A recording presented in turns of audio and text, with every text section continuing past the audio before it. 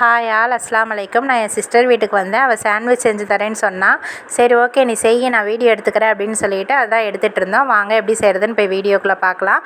First வந்து ஒரு குடமிளகா வந்து கொரன்னு அரைச்சி எடுத்துக்கிட்டா. அதுக்கப்புறம் பெரிய வெங்காயம் கொரன்னு அரைச்சி எடுத்துக்கிட்டா.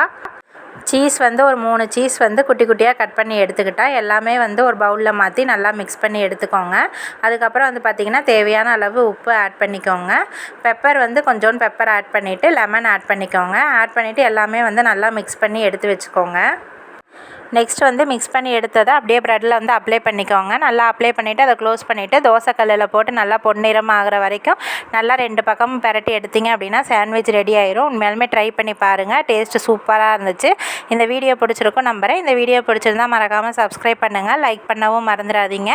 அதே மாதிரி உங்கள் சிஸ்டர் வந்து உங்களுக்கு என்னெல்லாம் செஞ்சு கொடுப்பாங்க அப்படின்னு சொல்லிட்டு அதையும் மறக்காமல் கமெண்ட் பண்ணுங்கள்.